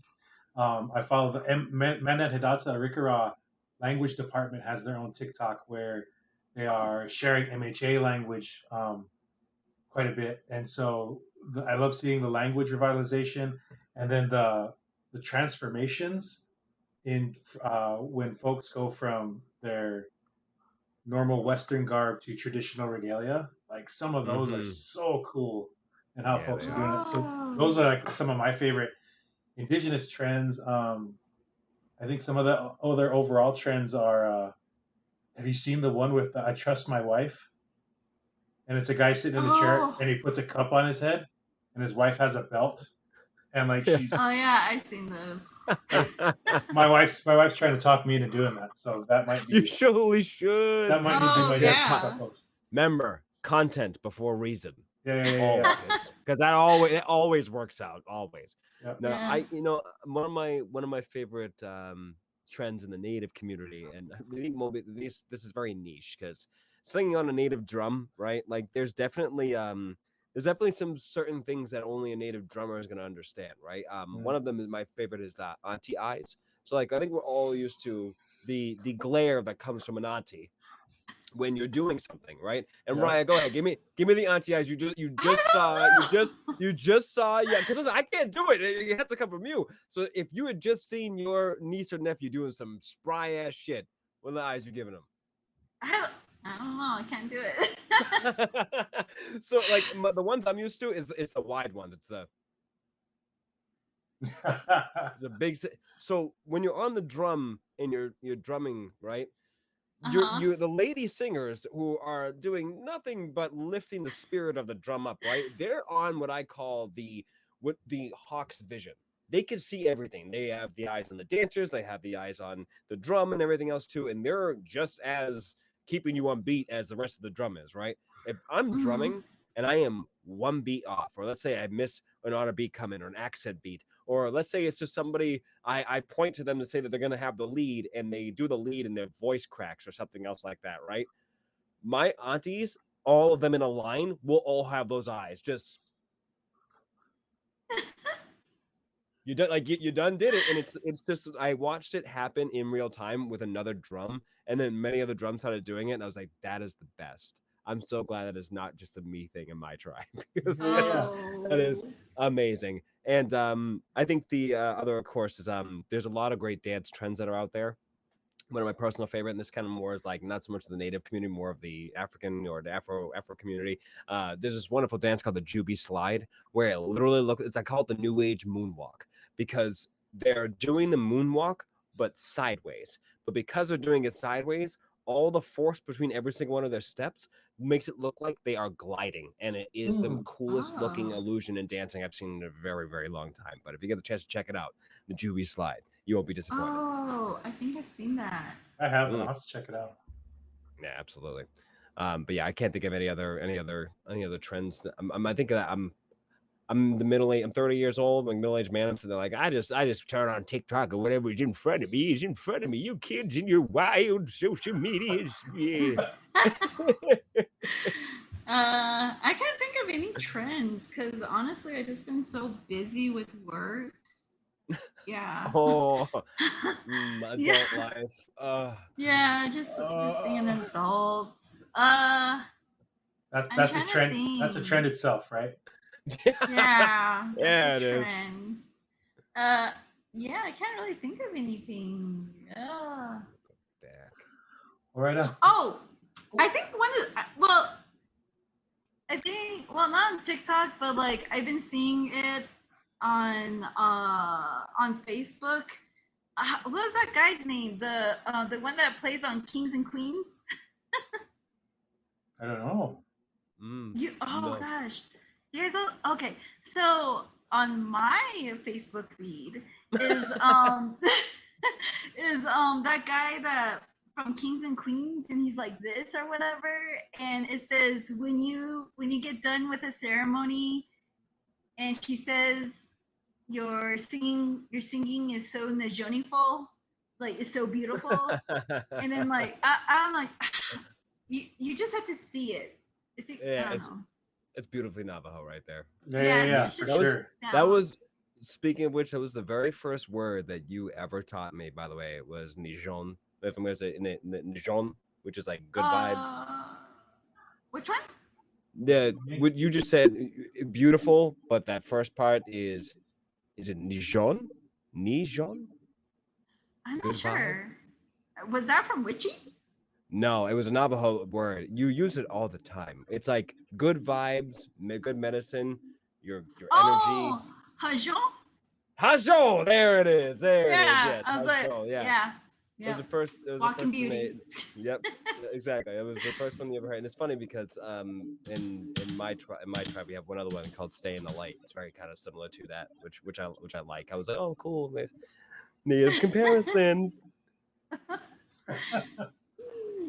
Well, cool. Let's see. Oh, I see. Sorry, someone of my team shared. King of Queens, Kevin James, that guy. Yeah. Oh yeah. Oh, he's like, yeah. I've seen. Yeah, I've seen those memes. So hilarious. That's great. I like when like just you know, when you see like native Facebook pages and you see like a meme that comes out and they apply like, you know, to sprinkle their own like native memes into it, and Yeah. Oh it's just yeah. like The chef beaded kisses. earrings. Beaded earrings Oh, on characters is the funniest thing. I'll never forget ever catching the Shrek one where he, and he was like, they had the beads on his ears. It's like, oh my oh yeah. god. Or like on Grogu. Yeah, Grogu. I think Oh. SpongeBob. This is funny stuff. Oh my gosh. Just got smacked in the Oh face my by a gosh. blueberry, and I am not happy about it. Yeah. Oh my goodness. I just watched that person get punched into oblivion. That was fun. Oh.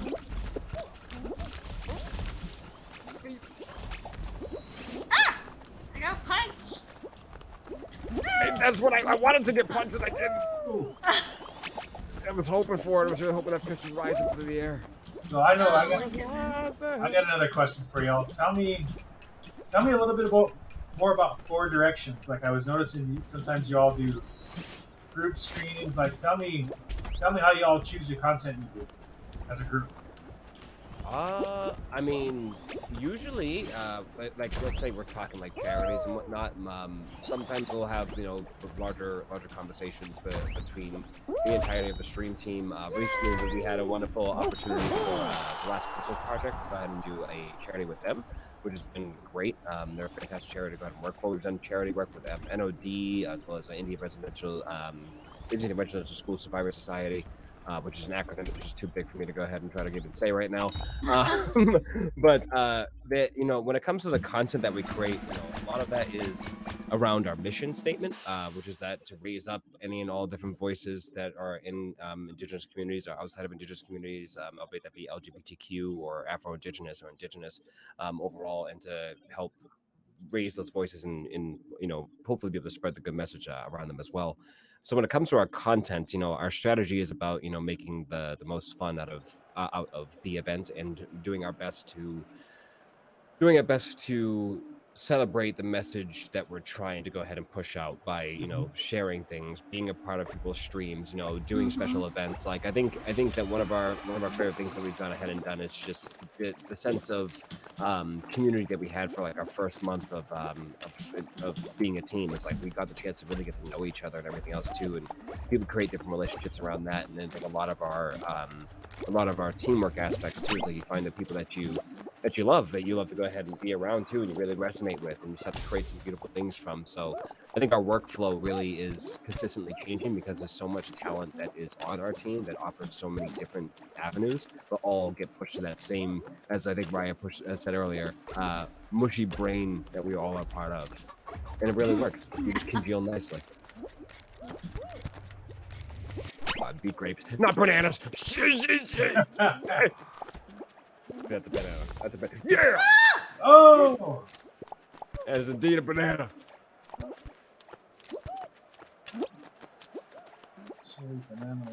But also, for just to go ahead and also announce as well, for those who may be watching who are Indigenous content creators, the stream team, Four Direction stream team is actually opening up. Oh god! I don't know which one was a banana. I'm scared. Oh god! Well, that was into that.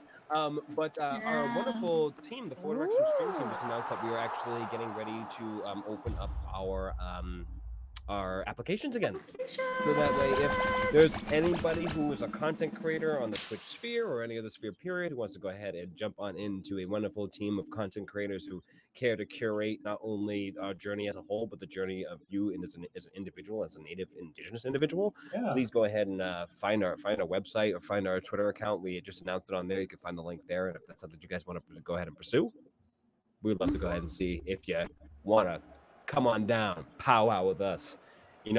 Sleep over in our TP, you feel me? Or wigwam or longhouse or wherever you dwell, Yeah. And actually, we have a selected few of our team members that are going to TwitchCon, and they're doing a panel, and we're so excited for them. So they'll be out there in TwitchCon in Las Vegas and basically talking about what we do and what are basically our goals. I don't know. They have like a whole thing planned, but I don't want to give away too much though. Yeah, so if you find yourself in Vegas, you know, October 20th to the 22nd, they will be there. I think it's 5:30 is their panel on I think Saturday, if I'm correct. Yeah. That's what I was just going to ask. So in Vegas in October, you said? Yep, October 20th through the 22nd. And it's Indigenous Representation and Streaming is what the panel is called. So if you are going and you want to go ahead and take a look at it, that's exactly where it is. But yeah, there's a lot of fun stuff that is honestly in the works with the Four Directions, and you know, every one of our projects, you know, there's always 1,000 hands into the big honey pot. But at the end of the day, it's just when we all take it out, we're all having a taste, you know, and it's gonna be fun. TwitchCon's gonna be an absolute blast, and I can't wait to see some of the new faces that come from to the stream team. And you are killing it right now, Wayne. You got this, bro. Just do one more. Live on, sir. Oh! Ah! Dang it. GG, my friend. That was fun. That was fun. That was fun. I actually made it to the next round. Yeah, there you go. We actually made it through the qualifying round. There you go. You know, I'm just glad that we had a second place. We did it, man. Not bad. Cool. So we talked about TwitchCon. You're opening it up. That's one of the things I want to make sure. Sorry, one of my kids is trying to bust in the door. That's really cool. Applications open up. We'll make sure to share out on our social medias there, and then I'll share mine there. I think I have about 5 or 6 native content creators I follow on either Facebook Gaming or Twitch. I see them on TikTok every once in a while.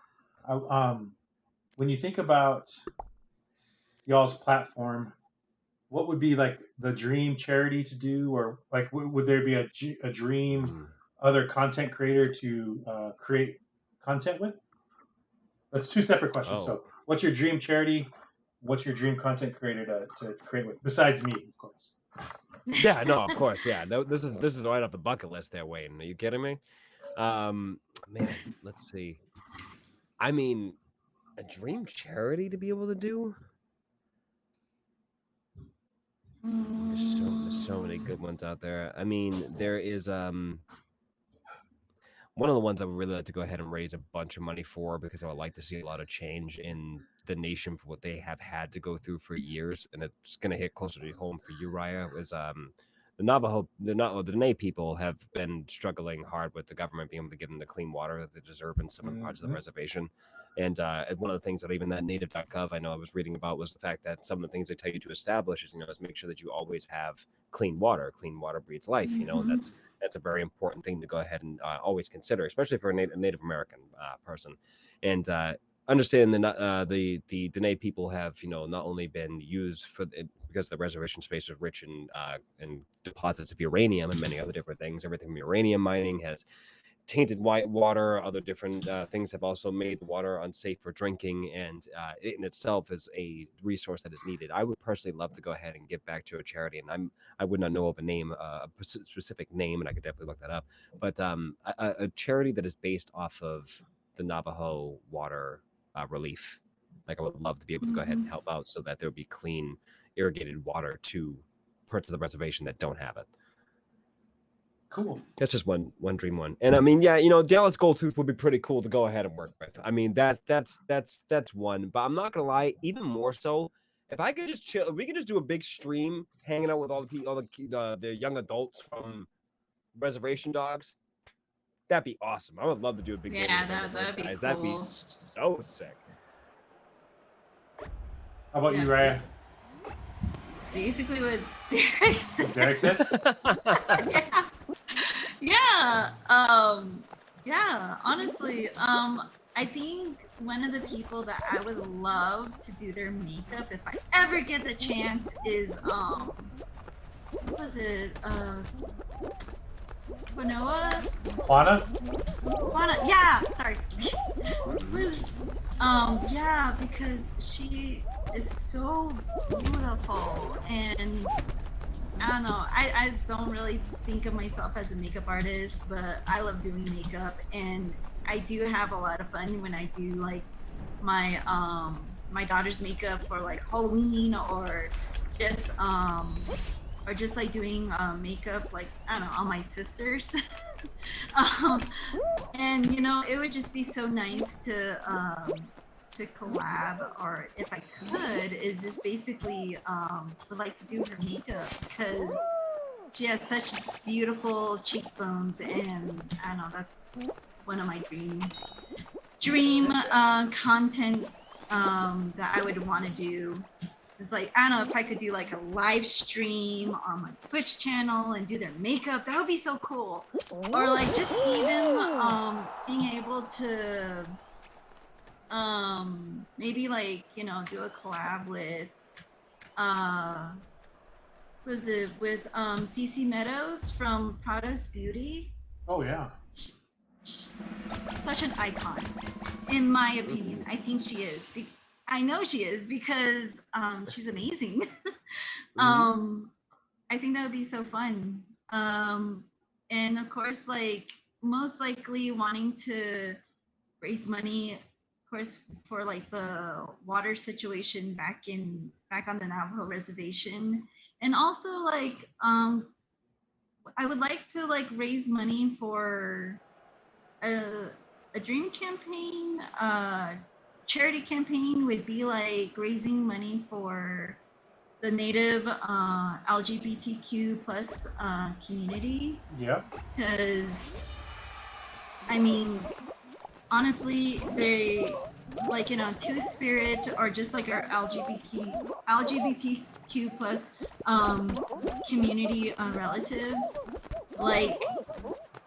I know, like they say, like Native women hold the family together and stuff. Like it's like the foundation.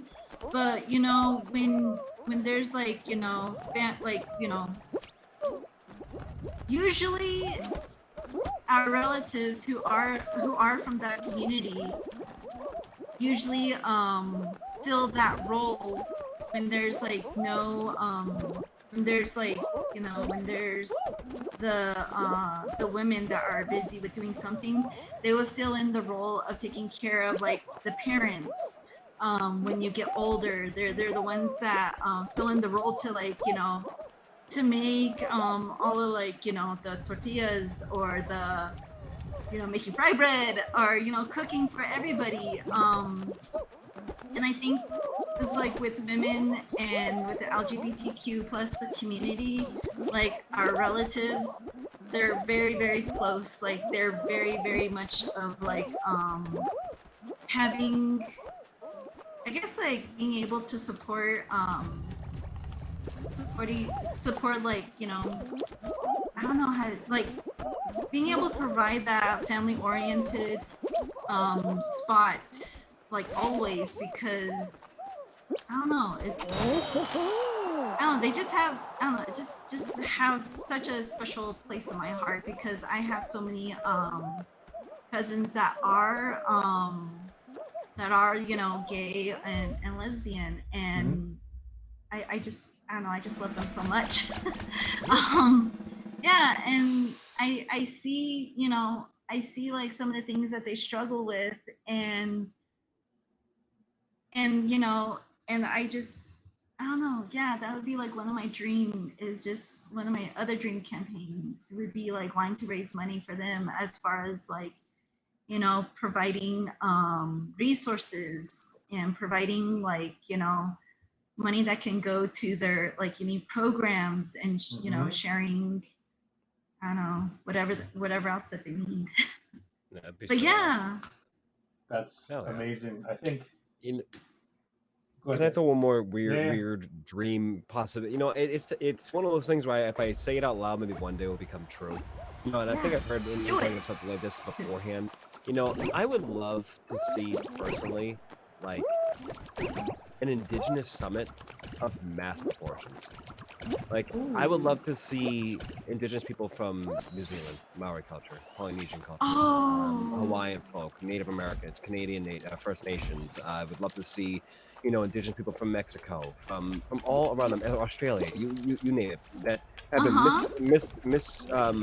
misrepresented, who have been, haven't had their voice to be able to say things or do things, to bring up certain things that are important to them or their people to have some sort of assistance with. Because I think one thing that all Indigenous people do have in common is that great sadness of tragedy, but the perseverance, what it means to survive your tragedies and your generational tragedies. I think that there's something dangerously unique that the entire world has, is that there's a lot of humanity around that, and I would love to see what type of conversations could be brought to light by bringing such a massive amalgamation of perspective to one spot. Yeah, that yes. Oh gosh. Honestly, like just living off the res, when I was living in Georgia, like I did not have any friends, and I did not see like any natives around the like area at all. But the group that I hung out the most with was one of my friends. They were Puerto Rican, and hearing about how it was like living back on their island and everything, and I was like, oh my gosh, that sounds like my res, Yeah. and they would be like, oh yeah, this is what we do and blah blah blah. I was like, oh my gosh, that's so similar to what I do back in New Mexico, where I grew up on my res. And they were like, oh okay, so there was that, and we got like some similarities in talking about food. Oh my gosh, food always brings people together. So when I was in Georgia, that's who I hung out with the most. And then like when I moved to Colorado, there's some natives out here, but I mean we're just really far apart from each other. I don't know. Well, this was like probably 8 years ago though. But I think I'm starting to see like more and more like natives here in Colorado in the springs, which makes me so happy. But the people that I usually hung out with is basically Samoans, Polynesians, and awesome. I know, and oh my gosh, there's so much that we can like also relate as well. Yeah, love them to oodles of pieces. Oh, they're so sweet, because like the same basically having the same way of like how their culture with the women, and also with with the women, and also when you get together and eat together, and then talking about like, oh, if you don't have anything to eat like in your own home, is like back on the island, what we used to do is like we would go like next door and ask someone like, hey, do you have this, like can you help us with our dinner? And they would say like, oh yeah, because that's what basically saying, like having a community, being able to help each other out with like fixing dinner, go to your next door neighbor who is like, a relative, or actually like someone that you grew up with, like, I don't know. And that's how basically it is back on my res too. Like, we would go across to my neighbors and be like, hey, Maddie, we don't have this. Oh, what's up? Derek tried to grab me. He got knocked out. Grab him and throw him off the edge. Yeah, so, but yeah, like, yeah, I would really love to see that. I mean, I'm always able to relate with other Indigenous people, and I think it's so beautiful, honestly. It really is. That beautiful connection. This has been amazing. I don't know if y'all realize we're almost 2 hours in, so we're coming up to we're coming up to the end of our time. So one of the last questions the folks want us to ask is what are you dressing up for as Halloween this year? Oh, I'm getting generic Native American man or woman costume from the Halloween store, obviously. Right. No, I think this year my afro is at the right length. I'm gonna be Beetlejuice. Oh, cool. Yeah, I'm gonna go ahead and straighten out my hair and blow it out and whatnot too. Paint it white and green. Gonna get the suit and also talk about raspy voice and everything else too.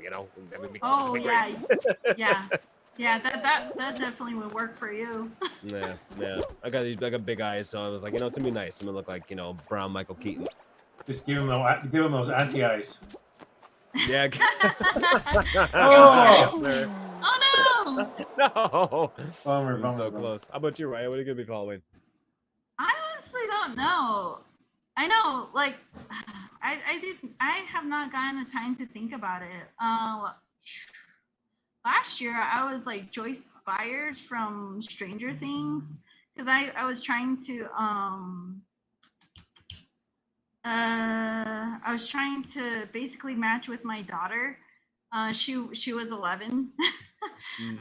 But for this year, no one has not thrown any like trying to do like a group dress up. Usually I do that, but Right. I mean, if anything, um, my husband and I were like thinking of doing probably Coraline. Oh, cool. Yeah. That's gonna be so cool. You're gonna do like the dots over your eye, the big buttons over your eyes. there, that's cool. Yeah. Oh, yeah. So we'll see how that goes. I mean, we just need to start like planning and getting it all together. I don't know, but like, and the thing is like, you know, we have a cat. My cat. This is Winston. He's really fat. He's really fat, but he He's so won't cute. match. But he won't match as the skinny black cat on there. Mm. Sorry, Winston. Today, Bummer. Winston. You're being recasted, Winston. Yeah. You have to check out our Native Government Centers, our social media. We do a theme Halloween every year, so we've been obscure Disney characters. We've been Obscure Disney characters. What the Wait, hell? hold on. What did you pick for the obscure Disney character last year? I think what the hell was I? I was the carpet from Aladdin. From Aladdin, yes, Yeah. dude. That's so good. We were. I'm trying to. Oh. The name of the show on Netflix is escaping me. With the family, Schitt's Creek. We were Schitt's Creek. We were all Schitt's Creek characters once year, and this year. That show. This year, help us pick. So our Halloween team has done a poll, and so these are our 4 categories we're picking from as a team. It's either Amanda Bynes characters, Oh my god. Star Wars characters, which I think is a nod for me, plants, or cartoon rabbits. Those are our 4 choices. Cartoon rabbits. Yeah. How many freaking cartoon rabbits are out there? I got Bugs, obviously that's the obvious one. There's Lola. There's Roger Rabbit, Thumper from Bambi. Thumper. Okay. There's a few. Now, you know, you guys should have picked dead characters, and someone should have been Bambi's mom. Oh. That'd have been funny. You could have been like, you know, what's his name? Jack, I think is his name from not Jack, the guy from Tarzan, but instead you just have a bunch of like ropes wrapped around you and like vines and stuff. Oh yeah. Oh my god! You could be Scar. You can go find an old like, you know, lion costume and just light it on fire and just be like, hey. There you go. There you go. No, you know, I love that idea. My vote is for Star Wars for you, Wayne. I appreciate that. My brain immediately is to Star Wars, but I'm still trying to think of like what would I be as an obscure Disney character? Like I feel like Tangled, like the little guy with the little guy that floats around the song I Have a Dream, but he's got like the angel wings on. He's like really old and scraggly looking. Yeah, I'd be that guy. I'd be that guy. Trying to think about an obscure Disney character. There's so many out there. Like I'm gonna be a guard from Frozen, the one that has one line. Oh yeah, that would be amazing. Right, you got an obscure Disney? You don't have one? I'm trying to think. We were Marvel characters one year. I was Ego the Living Planet, so like I took a big old refrigerator chunk of cardboard and painted a face on it and like wore it like a board thing. So. That's so good. Yeah. Oh gosh, I can't think. Well, that's okay. Well, friends, I want to be respectful of your time. I want to be respectful of our listeners' time. Our watchers, our listeners, like we're on the radio. I have a face for radio, they say. Derek, Riah, thank you so much for Sovereignty Sidequest episode 2. This has been a blast. Fall Guys was a perfect game. It's been great engaging with you all. On behalf of Native Governance Center and our team, thank you so much. I'll give you each take as much time as you want, but not 2 hours because we're over time. What are your final words to our audience? We'll start with Riah. Oh, final words. Ugh, I don't even know where to start.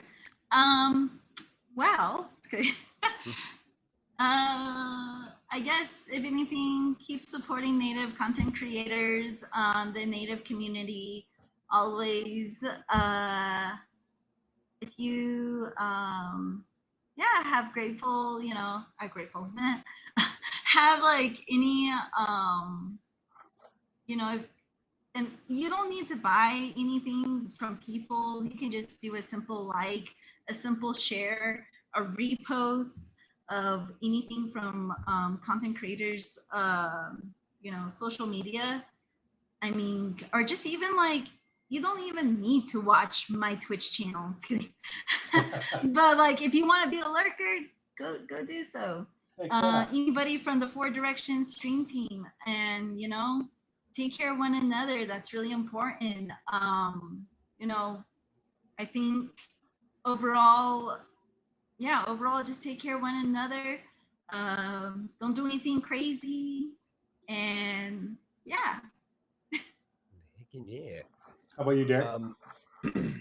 The last words for the audience. Well, first, I just want to say thank you all for spending time with us today as we went through our Fall Guys phases, and top of that as well during this wonderful bit of conversation. I just want to say thank you so much, Wayne, for this wonderful this opportunity to be able to talk to you. Me and Riah really, really appreciate it, and beyond that as well, it's just been a real refreshing thing to be able to speak about something that we're so passionate about, and that is our culture, that is our people, that is how we survive. Our existence, 'tis our resistance, ladies and gentlemen. And I think the one thing that I will always attest to is the make sure that you're always asking questions. One thing about your governance, one thing about your sovereignty is that you are never going to be handed answers in your entire life. If you want to make change, start. If you want to go far, go with the many. All right, go with your people. Find out ways to be with your community, and with the questions that you'll be asking, make sure that you're learning as much as you possibly can about your people. Don't be afraid to sit down with your elders. Do not be afraid to sit down with your your parents. Hear their stories, hear their words, because every single one of them matters and it has weight. Nothing should fall on deaf ears. And hopefully, throughout those things, you'll be able to paint your own journey on where you need to be able to celebrate your tribal governance and sovereignty. Or maybe you'll find that place in yourself to be able to know that I'm making change for my people in a way that is going to benefit the next 7 generations after us. So always keeping the mentality that you are never just fighting for today or tomorrow. You're fighting for years upon years into the future, and your work, but beyond your work, your energy, your presence will be appreciated at the end of the day. And when it comes to just your indigenous people, your content creators, your entertainers, whatever it might be, one thing is we've glanced over this many times is that our people are considered to be invisible. Make sure that we are seen. Exposure goes further than anything else. A share, a like to anything, a listen, some feedback, anything. It is always appreciated. So just make sure you're doing right by you, doing right by your people, and at the end of the day, we're all going to wake up on this side of the as the sun rises in the east, and the new beginnings will come. As we know, the 4 directions. That was real full circle of me, by the way. You see that? There it is. East, I love it. Rising sun.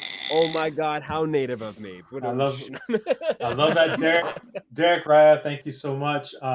Thanks everybody for watching, and we'll see you down the road. Wopila Tanka.